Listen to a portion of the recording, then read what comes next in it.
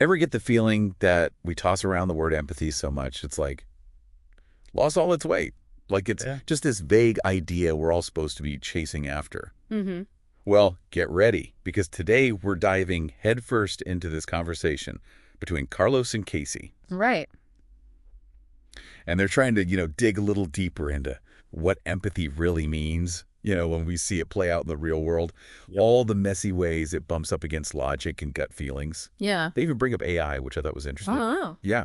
So it all starts with Casey talking about this guy at work, Jim, and she's like, I can't figure this guy out.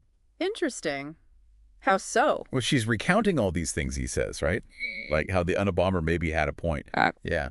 She even mentions his take on Trump, and his views on consent are kind of unsettling. Mm-hmm. But the thing is, she doesn't just write him off, She starts trying to understand why he thinks this way. Trying to analyze his behavior. Exactly. And she notices this pattern. It's like Jim approaches everything from pure logic.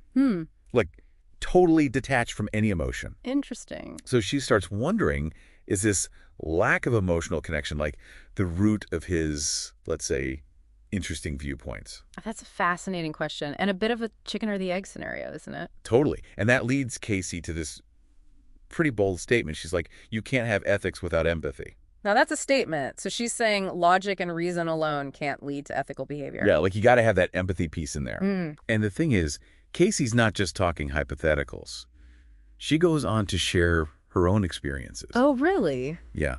She calls it an overabundance of emotional empathy, especially in her early 20s. Wow, I can only imagine. That must be overwhelming at times. Right.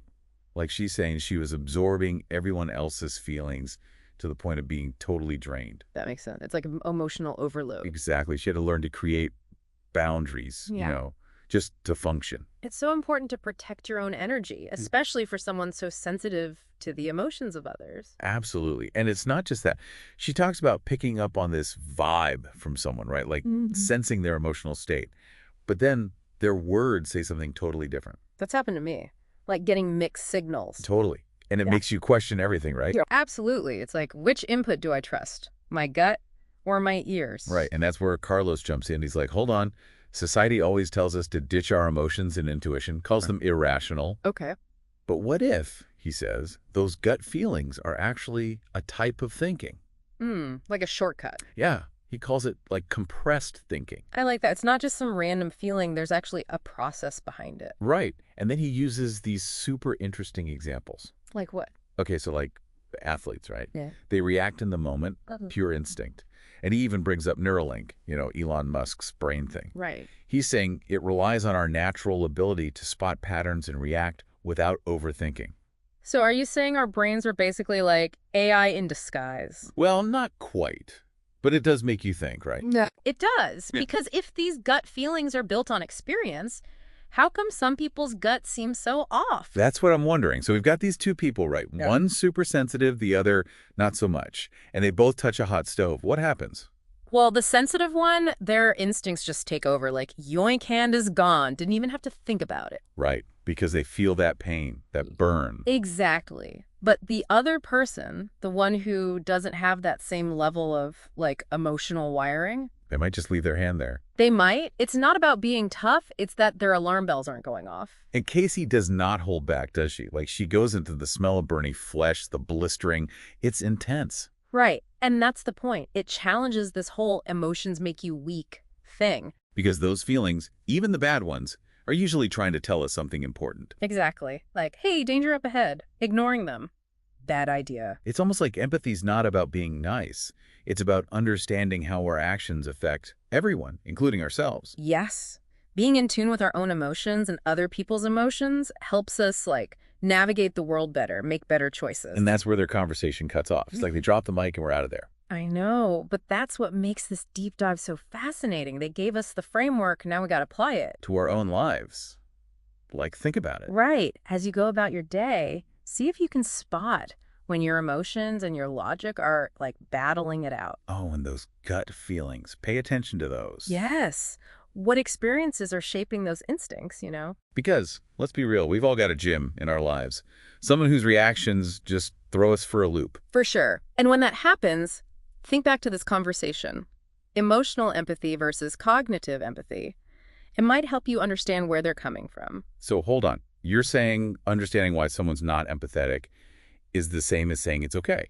Not at all. But recognizing how empathy or the lack of it plays out, it's huge, not just in our personal lives, but in the big picture stuff too. Like those wild statements Jim made. It's like they weren't just opinions. They were a glimpse into how he sees the world. And it's so easy to judge, to write someone off because they see things differently. But what Carlos and Casey are getting at is we got to look deeper than that. Ask ourselves what made them see it that way. Because if we don't get past that us versus them thing, we're never going to understand each other. Right. It's about having those nuanced, difficult conversations.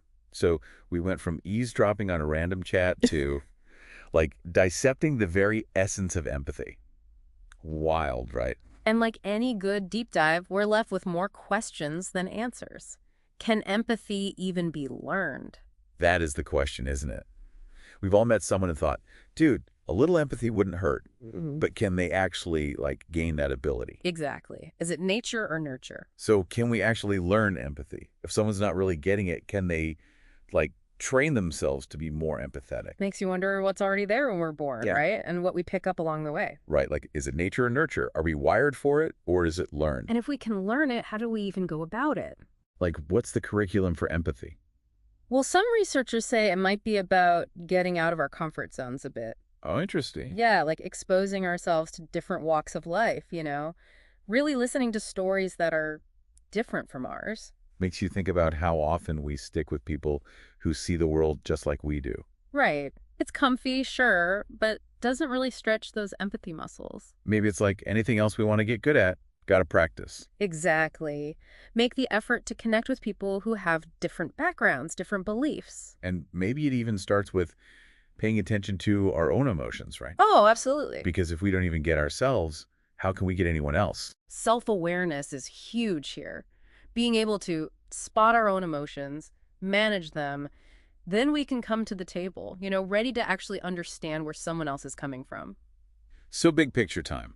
We've gone deep on empathy, how it dances with logic, gut feelings, all that, even how it plays into the big problems we're all facing. At the end of the day, what Carlos and Casey show us is that empathy isn't passive.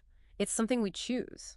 It's about like opening ourselves up to the world around us. Exactly. Being willing to admit when we might be wrong, seeing the connections we all share. And remembering, even when we disagree, there's always something to learn from each other. And that's the beauty of these deep dives, right? More questions than answers. But they get us thinking. So as you go about your day, your week, your life even, keep an ear out. You never know what snippet of conversation, what new perspective might spark your own deep dive. Thanks for listening.